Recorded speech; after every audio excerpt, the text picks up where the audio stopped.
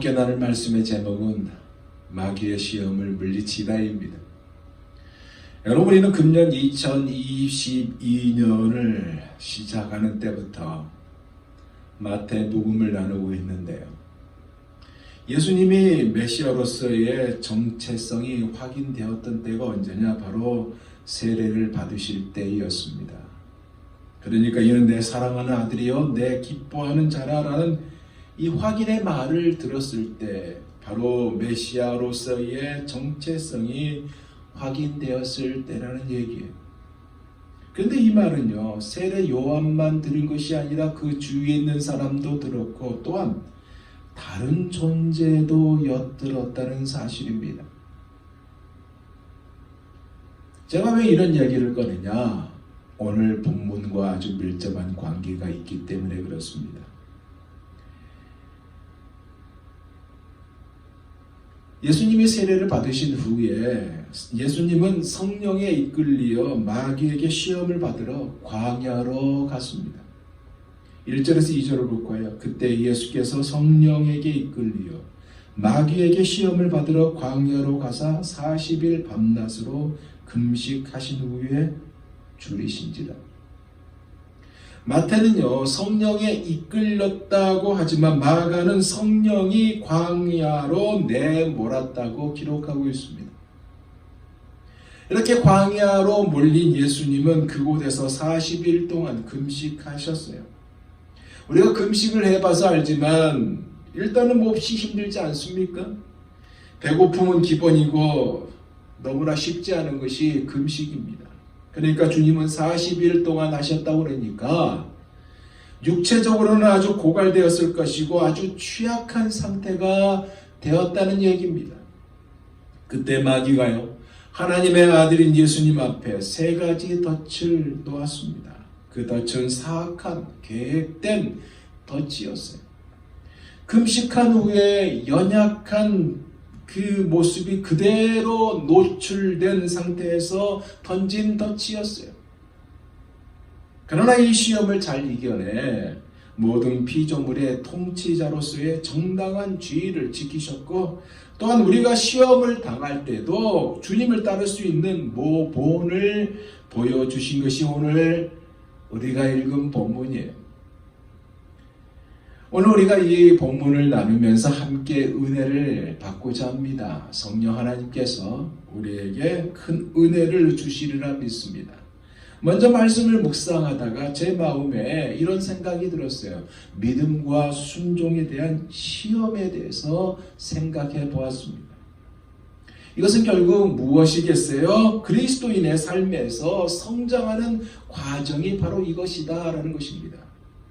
히브리서 11장 17절에 보면요, 아브라함이 시험 받는 내용이 나옵니다. 볼까요? 아브라함은 시험을 받을 때에 믿음으로 이삭을 드렸으니 그는 약속들을 받은 자로 돼 그 외아들을 드렸느니라. 말씀 그대로요, 시험을 받을 때 믿음으로 이삭을 드렸습니다. 이것을 믿는 우리의 입장에서 볼 때요, 이 사실을 우리는 성경을 통해 알고 있고 또 하나님이 예비하셨다는 이 역사를 알고 있습니다. 안 그래요? 즉 하나님이 이삭을 대체할 제물을 준비하고 계셨다는 것이고, 그래서 우리는 예비하신 하나님 여호와 이레라고 했습니다. 하지만요, 시험은 이해가 안 될 때도 순종할 수 있다는 것을 증명하기 위함이 존재한다는 것이에요. 생각해보세요. 어떻게 100세에 얻은 하나밖에 없는 아들을 제물로 바칩니까? 납득이 안 가요. 그러니 아브라함을 향한 하나님의 시험은 정말로 이해가 안 된다는 것입니다. 하지만 순종할 수 있다는 것을 증명하기 위해 시험하시는 하나님이에요. 그리고 이것이 오늘 사는 우리에게도 적용이 되고 있다는 것입니다. 이것을 우리의 삶에 허용하신다는 것이에요. 하지만 핵심은 뭐냐? 파멸이 아니라 유익이고 파멸이 아니고 유익이고 항상 사랑하는 아버지의 손 안에 있다는 것을 확신하는 것입니다. 그래서 시험은 우리만을 위해 특별히 설계된 것이 아니고요. 또한 우리를 무너뜨리려는 것도 아니고요. 우리를 세우기 위한 특별히 준비된 것이 하나님께서 주시는 은혜가 바로 이거라는 얘기입니다. 이 사실을 믿으시기 바랍니다. 이것의 어떤 시험이든요. 하나님의 바람은 우리가 통과하기를 원하시기에 절대로 실패를 내심 바라지 않는다는 것이에요. 실패시키려고 우리를 시험하지도 않으시고요. 우리를 완전히 무너뜨리거나 파괴하도록 설계되지 않도록 한다는 거예요. 시험을 통과할 수 있도록 준비시키십니다. 그런데 만약에 실패하더라도 우리를 다시 일으켜 세워주시고요. 먼지를 털어주시며 실패를 통해 우리를 강하게 하시며 우리를 늘 최선으로 생각하신 분이 바로 우리 하나님입니다. 그런데요, 반대로 마귀는요, 사탄은요, 우리가 가는 길에 시련과 유혹에 덫을 놓고 항상 실패로 몰아가요. 믿음을 약화시켜버리고요. 불순종으로 인도하고요. 절망의 구렁텅이로 빠뜨리도록 고안을 합니다. 그의 가장 큰 바람이 뭐겠어요? 자기 자신의 유혹에, 그의 유혹에 굴복하는 것입니다. 만약에 우리가요, 시험을 통과하면 그것으로 포기하는 것이 아니라 또 기회를 찾고 길목에서 다른 시험을 놓습니다. 현존하여 무슨 얘기예요? 그만큼 우리가 잘 되는 것을 원하지 않는 존재라는 얘기예요. 이것이 오늘 본문 바탕에 깔려 있습니다. 왜냐하면 한 번도 아니 무려 3번이나 유혹하는 자가 바로 이 사탄이기 때문에 그렇습니다. 예수님은 성령에 이끌려 곧장 마귀에게 시험을 받으러 광야로 가셨어요. 광야가 어떤 곳이에요? 황량한 곳이 광야입니다. 저도 가봤지만 정말로 척박하고요. 해가 지면 몹시 춥고 해가 뜨면 몹시 더운 곳이 광야예요. 먹고 마실 물 거의 없습니다. 지금은 관광객만 있는 곳이에요. 오직 야생 동물들만 있는 이 황량한 광야에 홀로 계시면서 40일 밤낮 금식하셨습니다. 그리고 이 40일 금식이 끝나 극도의 굶주림이 시작된 40일이 되던 날에, 완전히 지친 그 날에 그 현장에 누가 나타나요? 사탄이 나타나 합리적인 방법과 옳은 것처럼 보이도록 접근하여 3가지 유혹을 던졌습니다. 그 첫째가 무엇이냐? 바로 육체적 욕구의 접근이었습니다. 그러나 여러분, 이것은요, 육체적 욕구의 접근이 아니라 예수님의 정체성에 관한 유혹이었습니다. 3절을 볼까요? 시험하는 자가 예수께 나와서 이르되 내가 만일 하나님의 아들이거든 명하여 이 돌들로 떡덩이가 되게 하라. 그러니까 먹는 문제, 즉 육체적 욕구 문제를 꺼냈어요. 그죠? 왜냐? 40일이나 굶었기에 이것을 가지고 꺼냈습니다. 그러나 이것은 그렇게 보일 뿐이지 원래는 예수님의 정체성을 건드린 것입니다. 그 질문이 뭐냐? 바로 내가 만일 하나님의 아들이거든, 이 부분입니다. 그래도 예수님이 하나님의 아들이라는 사실을 요단강에서 예수님의 세례를 받으실 때 하늘로부터 들린 그 음성을 통해 알았거든요. 그리고 이것은 불과 41일 전에 있었던 일이고 이것을 근거로 계획을 실행한 것입니다. 요한에게 세례를 받으러 오는 유대인 무리 속에서 대망의 메시아가 나타나기를 매일매일 기다리고 있었을 거예요. 결국 어떻게 해요? 하나님의 아들임을 시험해 보려고 내가 만일 하나님의 아들이었든이라는 질문을 던짐으로 하나님의 아들이 가진 잠재력을 유도하여 신성, 권능, 충족을 도출했습니다. 왜냐하면 우리는 아무리 배가 고파도 돌을 가지고 떡을 바꾸라는 유혹을 받은 적이 없기 때문에 그렇습니다. 안 그래요? 그런데 내가 만일 하나님의 아들이거든이라는 이 질문을 사탄이 던지므로 하나님의 아들은 돌을 떡으로 만든 이것은 식은 죽 먹기고 몹시 굶주린 예수님을 위해 하늘에 계신 하늘의 아버지도 이 초자연적인 능력을 허락하실 것이라는 계산된 유도를 한 것이고, 아버지가 자기 아들을 정말로 사랑하신다면 배가 고픈 육신의 안녕도 관심이 있는 것이 당연하다는 상황 합리화로 유혹했습니다. 하지만 이에 예수님의 반응이 무엇이었어요? 바로 신명기 8장 3절 말씀으로 대응하셨습니다. 먼저 오늘 본문 4절에 예수께서 대답하여 이르시되 기록되었을 때 사람이 떡으로만 살 것이 아니요 하나님의 입으로부터 나오는 모든 말씀으로 살 것이라 하였느니라 하시니, 신명기 8장 3절 말씀이 이렇습니다. 너는 낮추시면 너를 줄이게 하시며 또 너도 알지 못하며 내 조상들도 알지 못하는 만나를 내게 먹이신 것은 사람이 떡으로만 사는 것이 아니요 여호와의 입에서 나오는 모든 말씀으로 사는 줄을 내가 알게 하려 하십니다. 무엇이에요? 무엇을 말합니까? 예수님 당신의 생존을 하나님 아버지께 의존한다는, 이 의존하는 것을 절대 포기하지 않으신다는 것이고요. 또한 하나님은 그의 때에 피로를 채워주실 것을 아신 고백으로 대응하신 것입니다. 첫 번째 유혹에 실패한 사탄은 두 번째 시험을 합니다.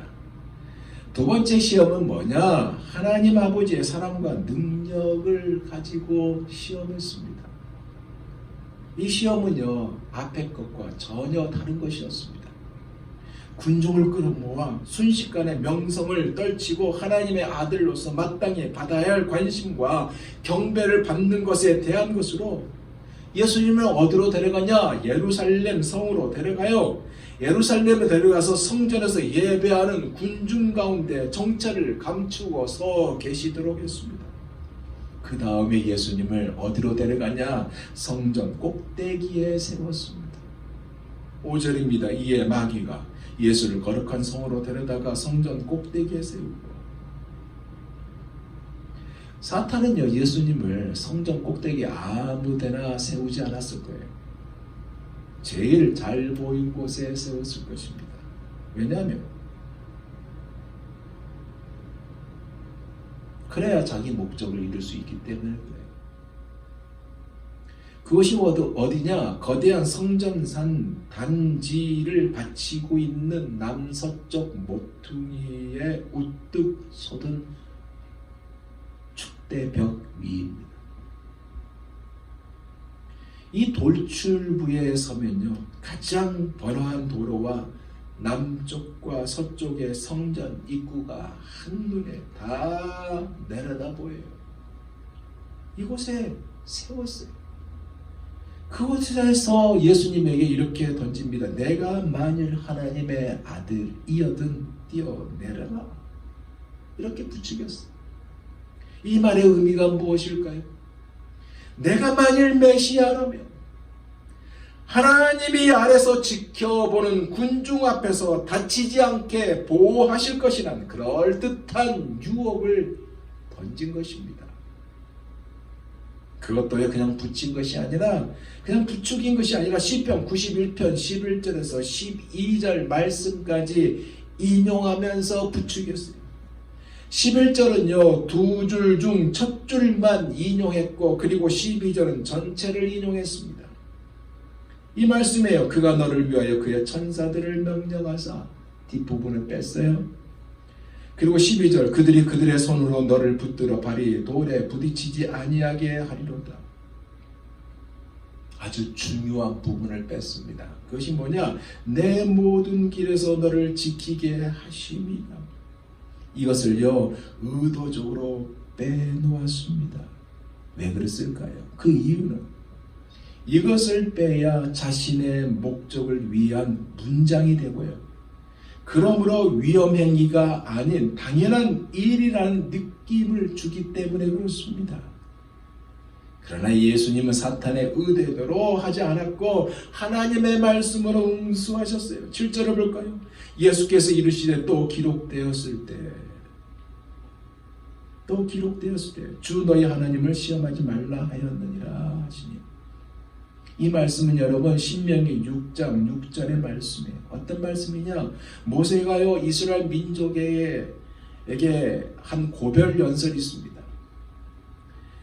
이스라엘 민족에게 한 고별 연설이 바로 이 말씀이에요. 하나님의 인내와 섭리와 보살핌을 시험하는 그들의 습관에 대해서 경고한 말씀이 이 말씀이에요.